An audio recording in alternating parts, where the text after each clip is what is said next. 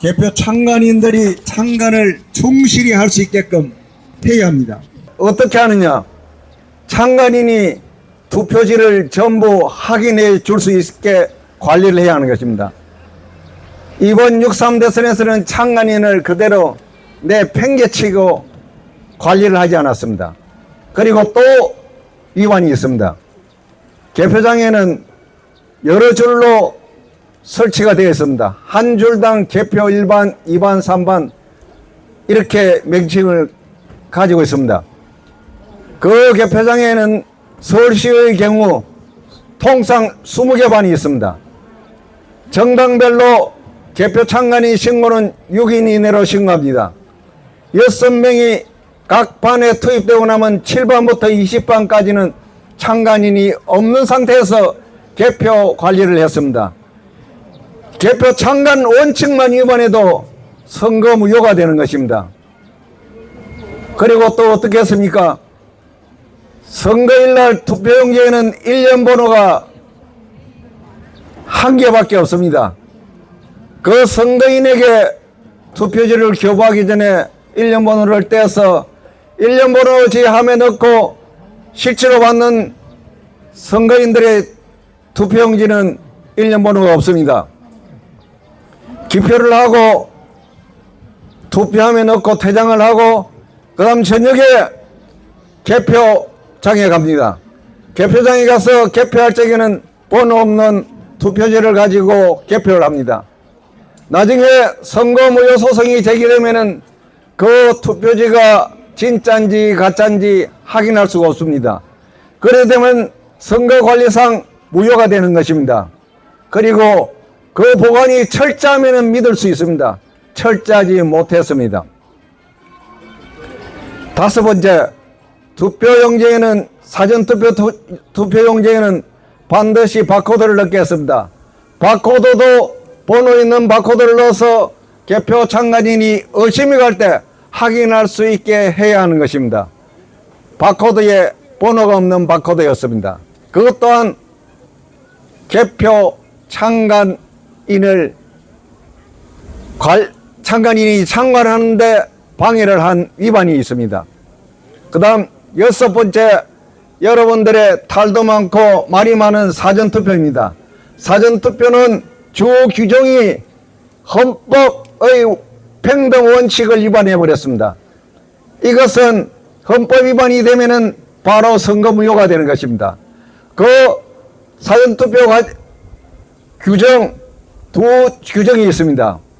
전부 다 헌법의 평등 원칙을 위반한 사항이 한 4가지 정도 됩니다. 헌법재판소로 가면 분명히 선거위원으로서 선거 무효가 될 것입니다. 여러분, 이런 선거 관리를 중앙선관위가 했습니다. 또 후보자별로 많은 부정선거를 저질렀습니다. 특히 민주당 아니면 후보자가 집노조서가 민주당을 지지했다 했습니다. 그런데 진작 집노조서한테 확인해 본 결과 집노조서는 민주당을 지지한다는 발언을 한 것이 없는 것으로 인터넷에 올라오고 있습니다. 그래 되면은 중앙선관위에서는 그런 허위 사실에 대해서 반드시 고발해야 하는 것입니다. 그것 또한 중앙선관위가 수사 의뢰 또는 고발을 하지 않으면은 그것 또한 선거 무효 사유가 되는 것입니다. 또 이재명 후보가 선거법 허위사실 유포죄에 저촉돼서 대법원까지 올라갔습니다. 대법원에서 파기환송시킨 사건에 대해서 그 후보자가 기각되는 것으로 알고 있었다고 발언한 바가 있습니다. 그것 또한 허위사실 유포일 가능성이 굉장히 많습니다. 법원의 심리 결정이 미리 비밀이 새어나왔다는 것입니다. 그렇기 때문에 그것 또한 중앙선관위에서 수사 의뢰 또는 고발을 하여야 하는 것입니다. 만약 중앙선관위가 하지 않았으면 그것 또한 선거 무효 사유가 됩니다. 여러분, 표가 많고 적음의 문제가 아닙니다. 선거관리의 전반 조건, 성립 조건을 전다 위반해 버렸습니다.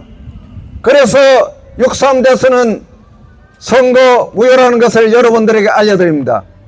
중앙선관위가 선거 부정을 저질러서 2002년부터 지금까지 사실상 부정선거가 되었습니다. 왜 그렇게 했습니까? 저 노조위원장인 저마 정거와 모든 것을 가지고 있기 때문에 저를 23년 동안 정신병자로 취급하면서 정보기관에 관리를 하게 하면서 그렇게 국민 여러분들을 은폐하면서 거짓의 정보를 만들어 왔습니다. 지금 현재 정확하게 이야기하면 무정부 상태의 나라입니다.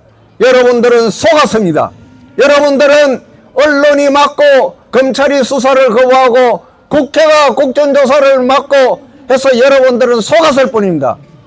여러분들은 불행하게도 지금 언론이 같이 행동하고 있습니다. 그 진실을 여러분들에게 알려주지 않고 있습니다. 즉 지금 이런 부정선거가 있어도 여러분들의 삶에 지장이 없으면 제가 이 방송을 하지 않습니다. 23년 동안 부정선거로 인해서 이 나라는 이미 국가 정기관이 마비되고 망했습니다. 심지어 대통령이 국가에 대한 반세력과 부정선거 때문에 계엄을 했다 했습니다. 헌법재판소에서 부정선거에 대해서 심리를 하지 않고 결정을 했습니다. 그것 또한 결정이 위반입니다. 부정법 절차에 의해서 결정된 것입니다. 여러분들은 속았습니다. 그리고 지금 내란죄로 서울행사법원에서 재판을 하고 있습니다. 저를 불러서 부정선거의 팩트를 확인하면은 내란죄가 성립되지 않습니다. 내란죄라고 선동한 자들이 도리어 내란죄로서 구속되고 정리가 되어야 하는 것입니다. 여러분들은 속았습니다.